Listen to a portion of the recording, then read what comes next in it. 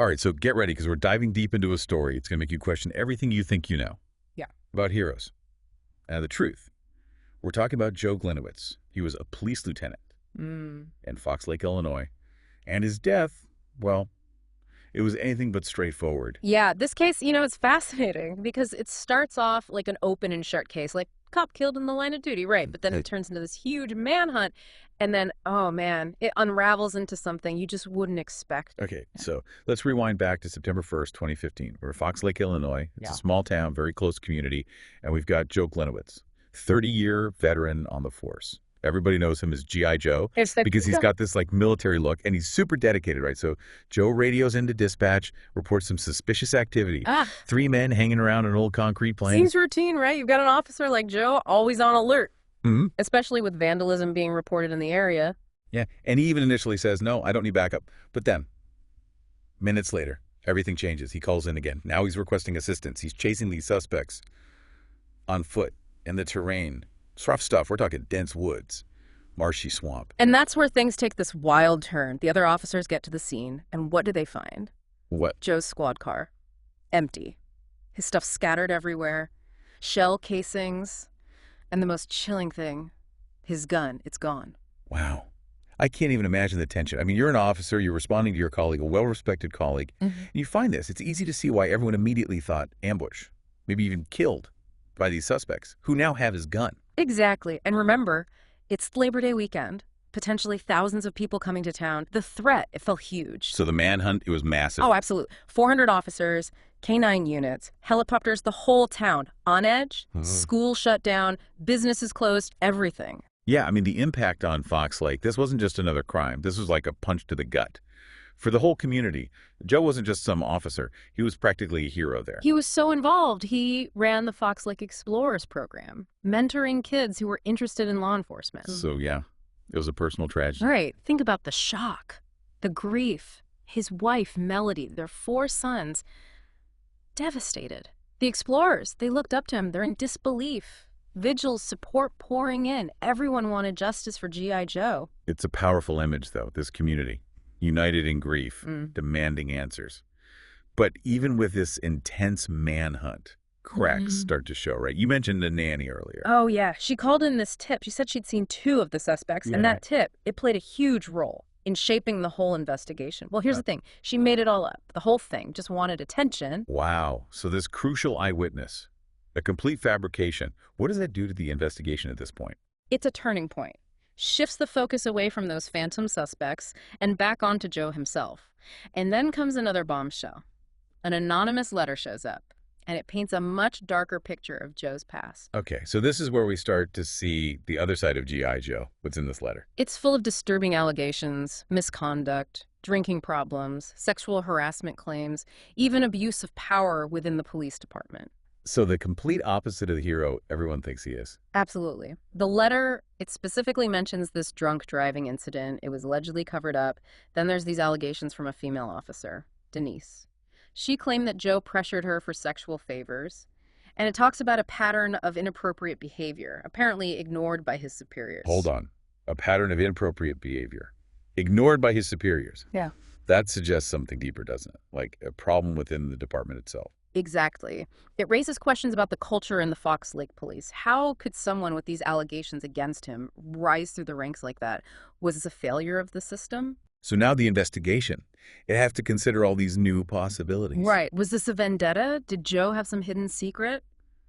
But then another possibility comes up, and it's a real shocker. Suicide.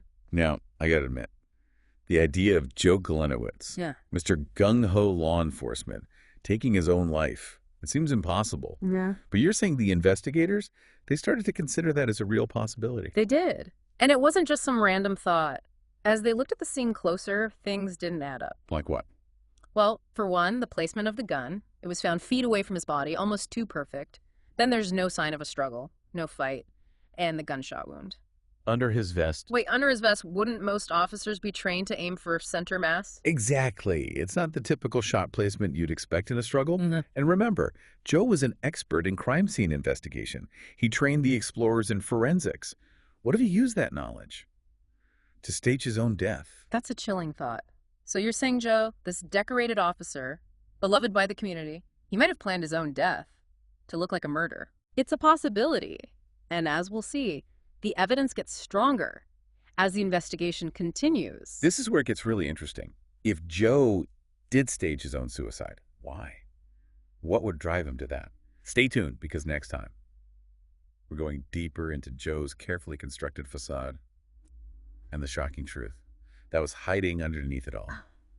Okay, so we're back, and we left off with this massive question. Did Joe Gliniewicz really stage his own death? And if he did, why? It's a big question, right? As the investigation goes deeper, well, the answer, it gets clearer and scarier. So what happens next? Yeah. The investigators are starting to think it's suicide. But how does the community react to that? I mean, after all that grief and anger, they were so convinced he was murdered. It was a shock. When they announced Joe's death was a suicide, it really rocked Fox Lake. People felt betrayed, angry, like they'd been lied to. Their grief, their anger, it had all been manipulated. Yeah, I can imagine. Those officers risking their lives during the manhunt, thinking they were chasing cop killers, and it was all a lie. That's got to be devastating. It was. And then there's the financial cost, that whole investigation, massive. Over $300,000, money that could have gone to schools, community programs, all wasted because of Joe's deception. And what about all the organizations that supported the family? The donations, the fundraisers, everyone thought he was a hero. It created this huge ethical mess. You have a family grieving, but those donations, they were given under false pretenses. A lot of groups wanted their money back. It was a big debate. What was the right thing to do? Yeah, there's no easy answer there.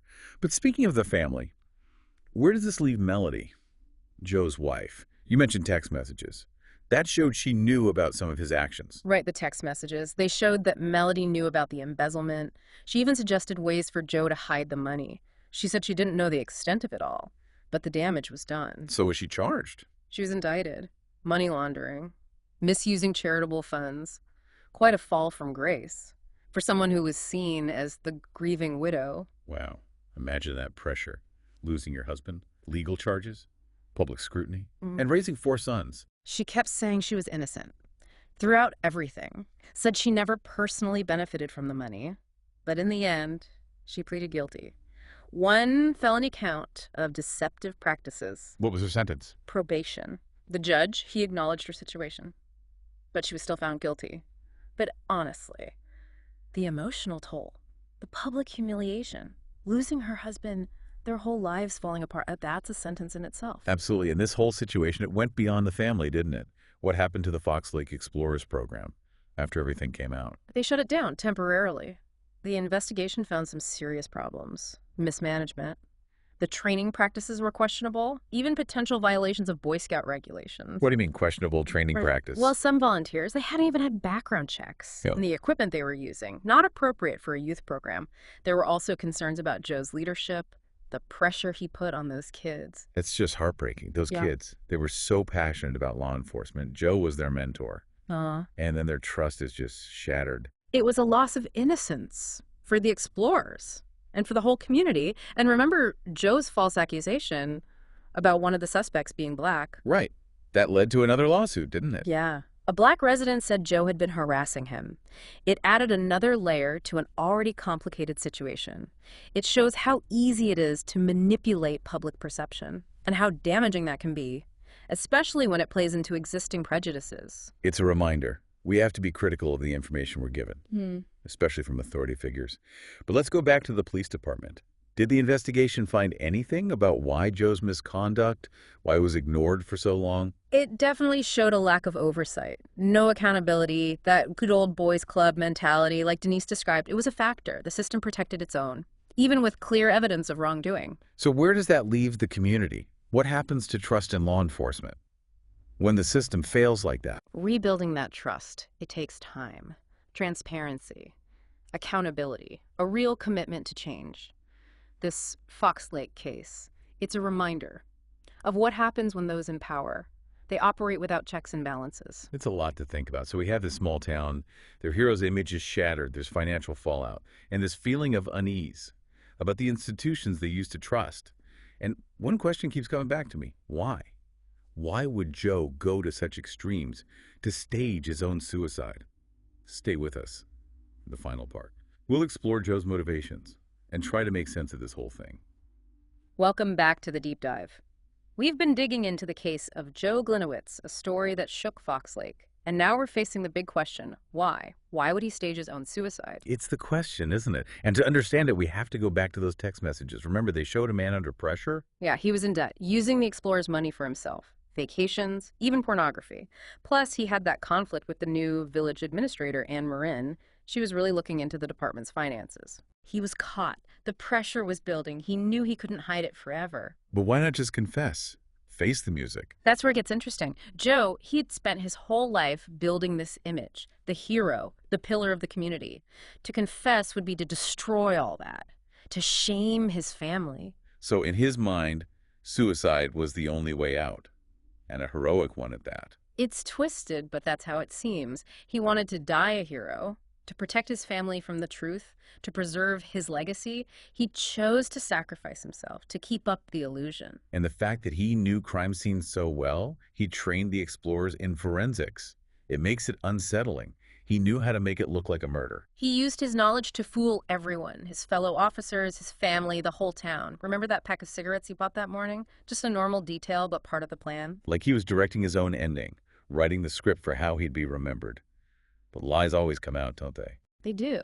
And in his case, the truth had a terrible impact. It cost him his life, ruined the community's trust, left his family with the wreckage, and exposed the problems in the Fox Lake police. It's tragic. But beyond this case, what can we learn from Joe's story? About human nature, power, the importance of honesty. It reminds us that looks can be deceiving. Anyone, even those we admire, can have secrets. It shows the danger of blindly trusting authority. We have to think critically, question the stories we're told. And it shows the need for transparency, accountability, especially in places like law enforcement. How do we stop this from happening again? How do we create systems that reward good behavior and protect those who speak up? Those are the questions, aren't they? Fox Lake is a warning. We can't be complacent. We have to hold those in power accountable. It's heavy stuff, but important. This case makes you think about the impact of lies, how one person's choices can affect so many. It's a story that sticks with you. It does. The mystery of Joe Gliniewicz's death might be solved. But the questions it raises about trust, accountability, how fragile we are, they stay with us. That's it for our deep dive into the case of Joe Gliniewicz. We hope this made you think about truth, lies, and what it means to be human. Keep questioning, keep learning, and keep diving deep.